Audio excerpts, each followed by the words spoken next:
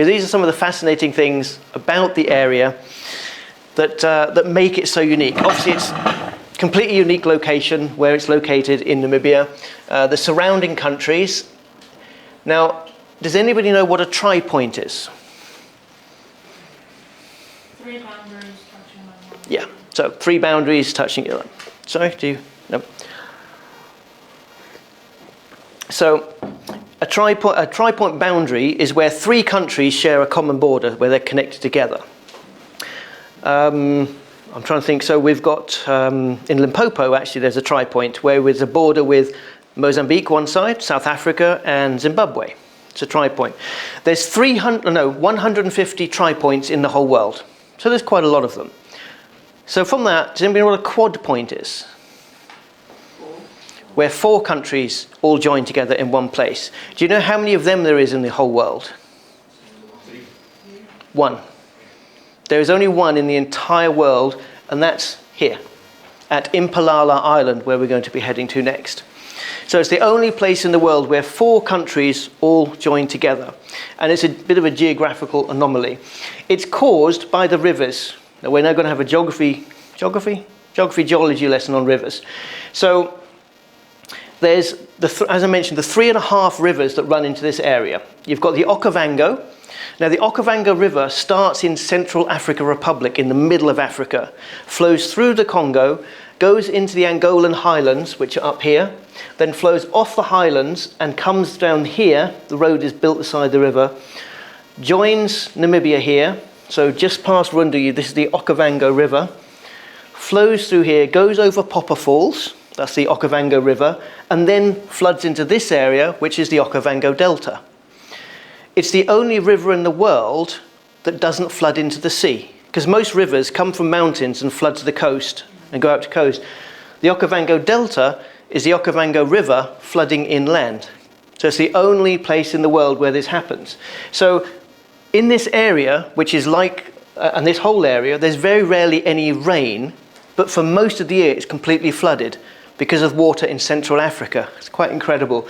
But it gets better than that, because as the water levels, as there's more rain comes down and floods through, the water levels go up and down in the delta. The depth of the delta varies 6 meters on an annual basis for how much water floods in and out in the deepest part of the channel here. But as it gets over a certain depth, it gets this, you can see a fault line here. The water then spills over, but doesn't flood this area. This is Mound down here. Mound never gets flooded, but it's right on the edge of the delta, because underneath the ground, it's all sand at that point. The water floods over, goes underground, floods across Botswana. And down south here, I don't quite have in the map, it's just on the edge there, you've got Ngai Pan, which is a big salt pan that floods once every 20 or 30 years when the delta overfills. So the water floods under Botswana and then fills up the pan. Then, when the pan gets to a certain level, it does the same thing. It spills over, disappears into the ground, and guess where it goes next? Sandwich Harbour, Namibia. So it then flows from Angola, from Central Africa, Angola, through the mountains, into the delta, underneath Botswana, onto the pan, out of the pan, under Botswana, under Namibia, and out to the sea at Sandwich Harbour. So it's quite incredible that water coming out of Sandwich Harbour started in Central Africa. It's quite an amazing, so it's a very unique river, and yes, it's the only river that technically doesn't flood into the sea. So that's the Okavango, and that's why it's called the Okavango Delta. So that's that main river there, that runs there. Then you've got the Zambezi River, which of course is famous for going over Vic Falls, over here. The Zambezi River also starts in Congo, floods through the highlands of Angola, and then it comes down here, crosses over at Congola, comes through. So all the water we were seeing on these parks was from the Kwando River, which we'll come to, and the Zambezi River, that then floods along here, goes to the border here, and then goes over Victoria Falls, which is on the border with Zambia and Zimbabwe, and then goes over into Zimbabwe, Kariba. And does anybody know where the Zambezi floods into the sea? Mozambique. So the Zambezi floodplains of central Mozambique come from here, from Central Africa. So you have Central Africa through Angola, along this border, over Vic Falls, right across Zimbabwe, into Mozambique, over the Cahora Dam, which is the hydroelectric dam near Tet, and then into the sea on that coast. So all the rivers that flood down here, one doesn't go anywhere at all, and one goes all the way out to the east side of Africa, even though we've got the coast just over here. It's really quite interesting. The Kwando River is the third river I mentioned, also comes down, is the only one that starts in Angola and ends in here, and that actually gets dissipated, and some of it goes to the Okavango Delta, some of it goes to the Zambezi. And What's the river? Kwando.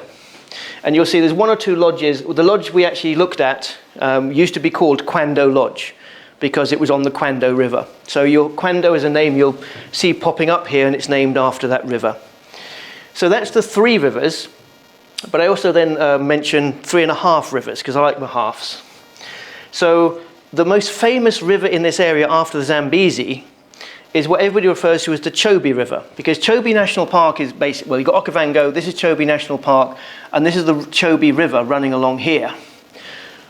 But the Chobe River is not actually a river. Does anybody know roughly what defines a river? Water? Not in Namibia, no. But generally water. But it has to have a source and it has to have an end. The Chobe River has neither. So the Chobe River runs between the Kwando and the Zambezi. And depending on which river has most water, the water of the Zambezi floods across the channel towards the Kwando. When there's less water, the water from the Kwando floods along the thing. So it's actually a channel. It's called the Chobe Channel, because the water in it can flow in two directions depending on the time of year, which is also because most rivers run in one way, but the Chobe Channel can run both ways. So yeah, and that's that river that runs along here, and that's exceptionally good for animal viewing, because basically all of this in Botswana, this section is all national park, with some of the highest concentrations of animals in the world in it. So Chobe River cruises are very, very popular. But that was just a very quick geology and geography lesson on that area.